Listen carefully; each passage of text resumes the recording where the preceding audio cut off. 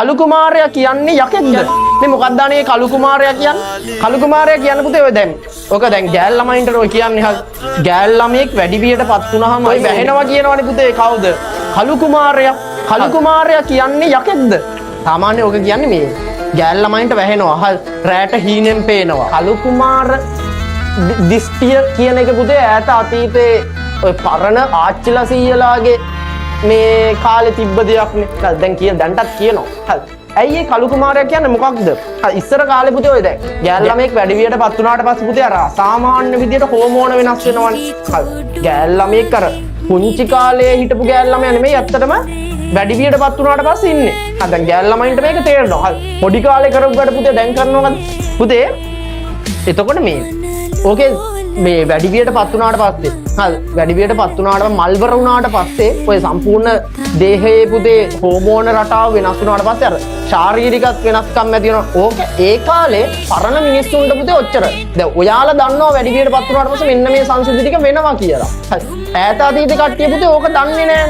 හරි දන්නේ නැහැ. හරි. එතකොට මොකද්ද කරන්නේ? හරි ඈත අතීතේ කට්ටිය පුතේ දැන් ගෑල් ළමයෙක් වැඩිවියටපත් වුණාට පස්සේ කලින්ටත් වඩා පරිස්සම් කරනවා. හරි සාමාන්‍යයෙන් පුතේ කොල්ලෙක් එක්ක කතා කරන්න දෙන්නේ නැහැ. හරි කොල්ලෙක් එක්ක සම්බන්ධතාව පවත්වන්න දෙන්නේ නැහැ.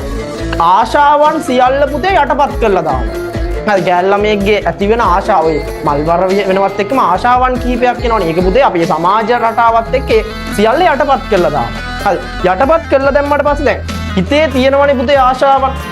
මනස ඇතුලේ තියෙනවා එක එක ආශාවන්. හරි ඒ ආශාවන් ටික පුතේ එළියට එන්න පටන් ගන්නවා. හරි ඒ ආශාවන් ටික පුතේ එළියට එන්න පටන් ගන්නවා. හරි සමහර වෙලාවට හීනෙන් පේනවා.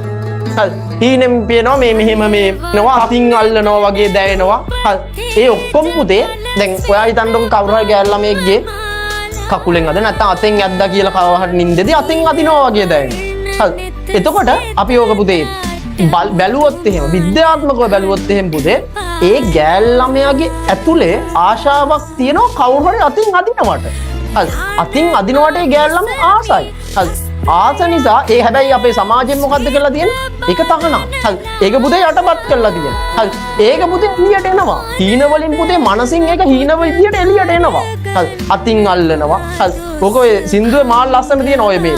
ඔයා බැලුවත් දන්නේ නැහැ සින්දුව. අර එක තැනක තියෙන්නේ පුතේ කුමාරයා කියන කෙනාව පේන්නේ පුතේ ඒ ගෑල් ළමයාට විතරයි. අර ඔයා ඒ සින්දුව අද ගිහිල්ලා බලන්නකෝ ඒ කාංචනාරාගේ මනමාල කතාවේකින්. ඒකේ පුතේ එක තැනක පිටිකොටනවා.